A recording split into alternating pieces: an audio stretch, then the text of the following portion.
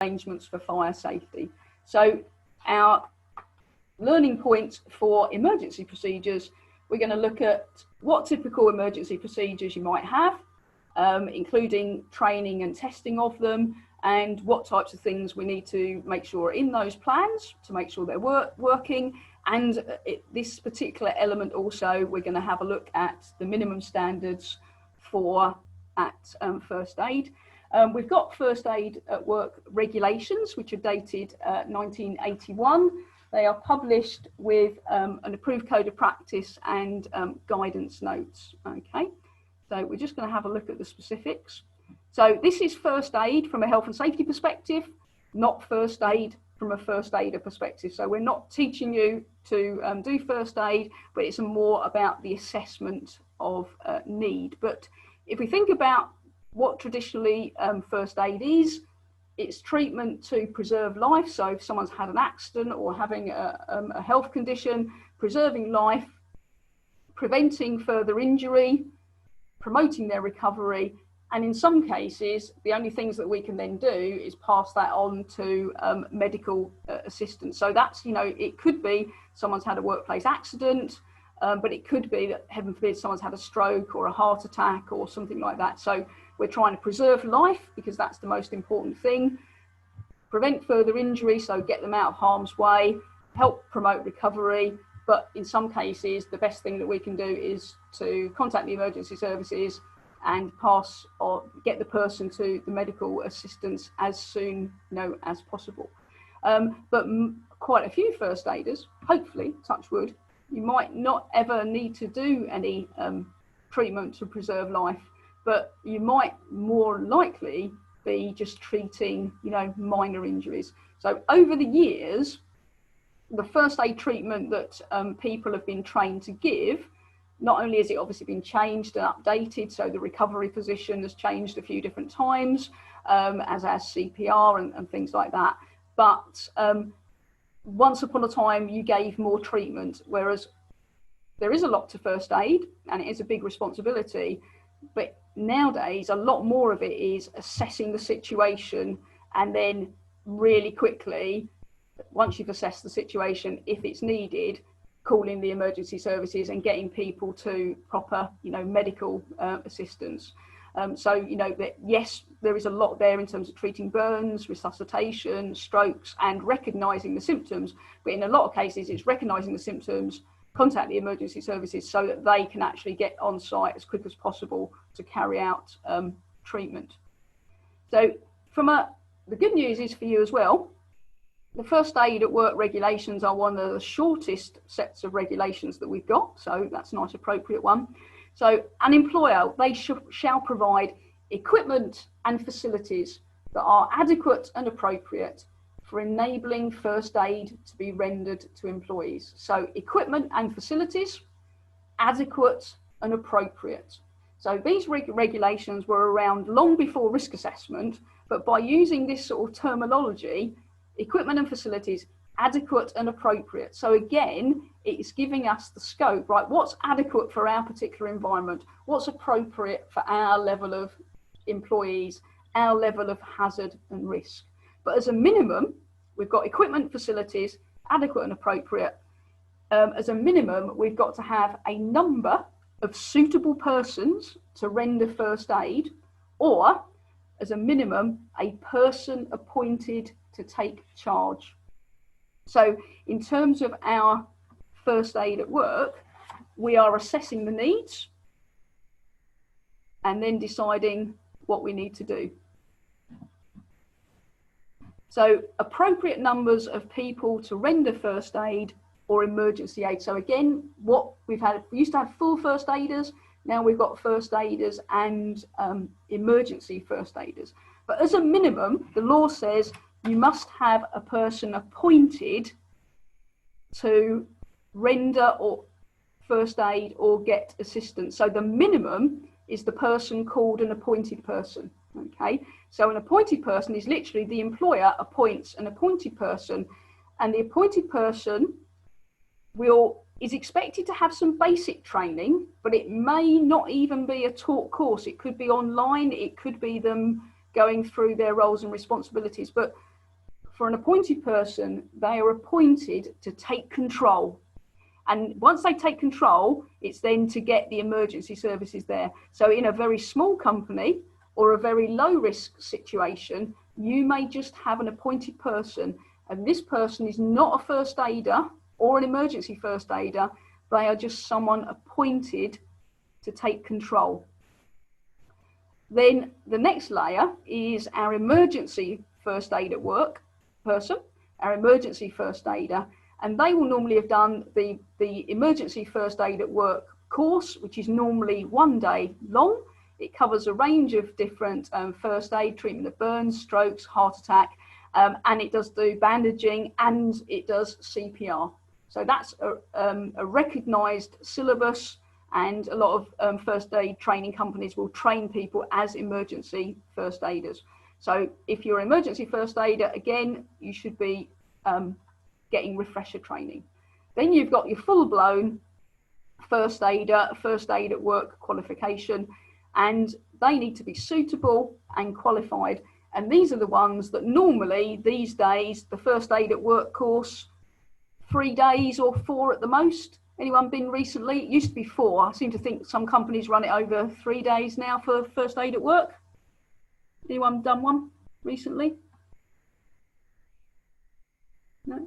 Yeah, it used to be 4. I seem to think that you can now do it over 3 days, but that's still 3 days, and it's quite intensive, range of different issues covered, and you have a written assessment at the end, and then you have a practical assessment of things like bandaging, and you will also be assessed on your CPR.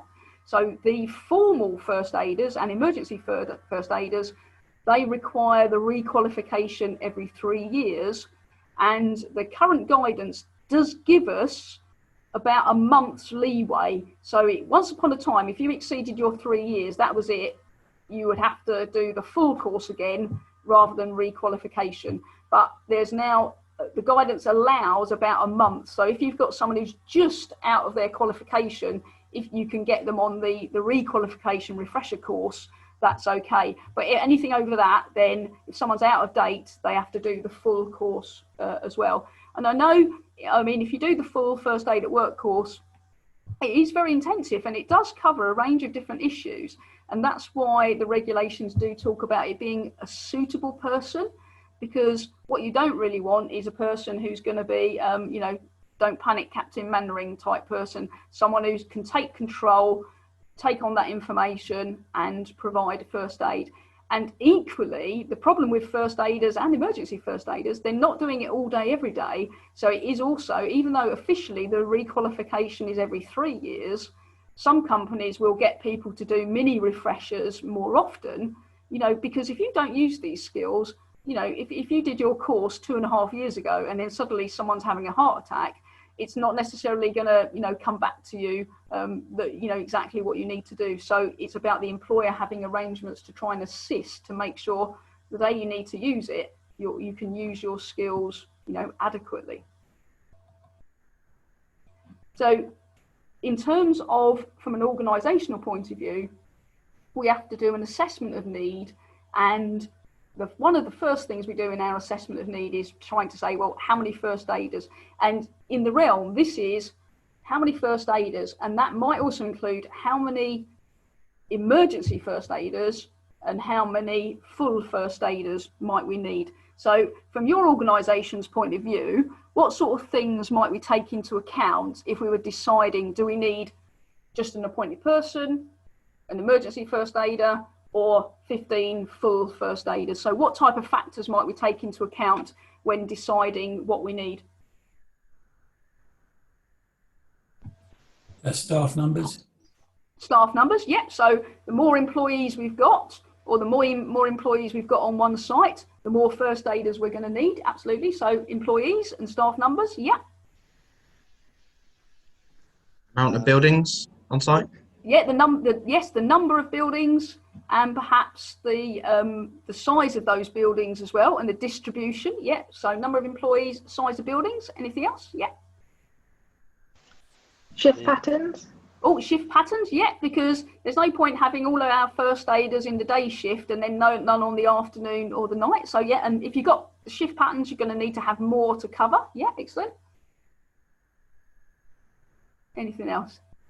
Resilience arrangements, so for holidays and absences, things like that. So you've got shift patterns, but holidays as well. So what happens in your two first aiders are on leave? Absolutely, yeah, okay. So there's a range of factors. So the guidance note associated to first aid does give us some guidance, but it's not hard and fast. We've got to decide. So we've got number of employees. Have we got any of our vulnerable people or our at-risk people? Because they might then be at more risk of accident, so we might need to treat them. What hazards and risks have you got? Higher risk, more first aiders, less. Lower risk, less. What's your accident history? If you have a bad accident history, you might need to have more first aiders. As Steve said, annual leave, making sure we've got cover when first aider's not there. As Phil said, size of the company and the size of the site. Where your site is located, are you in the middle of a city where there's lots of other people and companies around you, or are you in the middle of nowhere where it's going to take the emergency services quite some time to get to you? So there's more emphasis on the first aiders being able to take control. If you do have any medical or nursing facilities on site, so if you are a large company and you've got an occupational health nurse, even though technically an occupational health nurse is not a first aider, they are able to take control and render assistance. So if you did have any of that sort of thing on site, you can provide less first aiders. But strangely, even a hospital has to provide first aid at work first aiders. So even a hospital with doctors and nurses, because doctors and nurses are trained in medicine and nursing, not in basic first aid. They're used to you having all of the right things around us, whereas a first aider is making use of what's available to you in that situation. So the type of work, if you're a construction site, you're going to need more than an office. What about your working arrangements? Have you got lone workers, people traveling, shift work, etc.? So trying to think about what our arrangements are for those. If you've got a shared site, with another company, it is acceptable to share first aiders, but you've then got to make sure that those arrangements are clear so that everybody knows that is actually, what's happening. And we have had situations where a first aider from one company is then they share a site, and then the first aider hasn't wanted to render first aid to someone from another organisation. So it's making sure that if we do that, everybody's clear that that is, what happens. Now, legally, we are only obliged to provide first aid for our employees and workers because it is first aid at work. If you do have numbers of members of the public visiting your site, you are legally not obliged. You don't have to provide first aid, but can you see, as part of our moral arrangements and our moral obligations, you may feel that you want to and need to provide first aid to those other people, and it's not a problem you doing it, but technically speaking, it is first aid at work. Just for information, it's only guidance rather than being the law. So it's in the guidance note with the first aid at work regs. We've got low, medium, high. I've just put the low and the high one here. So for instance, low risk like offices and shops, less than 25 employees, it's acceptable to just have an appointed person, a person appointed to take control. So in Cambridge Safety, we're an office, we've got less than 25 employees, so just having an appointed person would be sufficient. We've actually got more because we've got people like yourselves coming in, hopefully at some point, so we have more, but as a minimum, you can have your appointed person. 25 to 50, it's an emergency first aider as a minimum, and then 50 to 100, it would actually require a full first aider. So, and again, but they are the minimum. We can do better, And if we did shift patterns and annual leave, can you see then you'd still need to make sure that you're covering that. If we just quickly look at the high risk, we've got construction and chemical manufacture there. So that high risk activities, less than 5 employees, it's okay to have an appointed person. 5 to 50, it's either an emergency first aider or a full first aider, depending on what types of injuries. So if you were a chemical manufacturer and you could have chemical burns, they would expect that to be a full first aid at work person rather than an emergency first aider. More than 50, you've got a full first aider for every 50 employees. And again, most companies will tend to do more to make sure then we do cover shift patterns, annual leave, what if that person's not available. Okay, so first aid arrangements. So we've looked at employers must have facilities and arrangements, suitable number of qualified and suitable people. We've got some minimum standards, and it gives some guidance on how many we should have. Now, in terms of first aiders are just one part of the first aid arrangements, so we'll just have a look at the other types of things that we will have for first aid. So first of all, quite a few people say, oh, I'm going to do a risk assessment as first aid. And technically speaking, you don't do a risk assessment of first aid, because risk assessments you do when you've got a hazard that creates a risk. So whether it's fire or noise or electricity. But people use that term risk assessment, which is what I've put it there. But what the first aid at work regulations actually say is an assessment of need. So it's actually an assessment of need that you're doing, whereas risk assessment, if you use the term risk assessment, that has, right, what's the hazard, who's at risk, existing controls, and that's nothing to do with first aid. So it's actually an assessment of need. So looking at those factors that we looked at, our hazards, our risks, our number of accidents, the number of staff we've got, what type of work people do, that's our assessment of need. But if people sometimes call it a risk assessment, we'll have to just go with it. But officially, it's an assessment of need rather than a risk assessment. So based on your assessment of need, you're going to decide, right, do we need first aiders, emergency first aiders, an appointed person? If yes, first aiders and emergency first aiders need to be formally trained, and we need to consider making sure that they have refresher training as well. Every workplace must have, as a minimum standard, 1 first aid box. We'll come to that in a little while, but so think of your workplaces and think of the size of them, and in some cases 1 first aid box may not be adequate, but that's the minimum. You are then required, you can then have other first aid, other equipment that enables you to render first aid. So some employers, based on your assessment of need, you may decide that you have a defibrillator, and if you do, that's great, but then you've got to make sure that you train and refresh people on it, and you make sure the equipment is in obviously good condition as well. It's then important that we do actually have first aid procedures. So how do you call a first aider? Who are they? Where are they located? Procedures that, where is first aid recorded? How do you call for the emergency services? These types of things. So it's making sure that we do have our procedures actually laid down.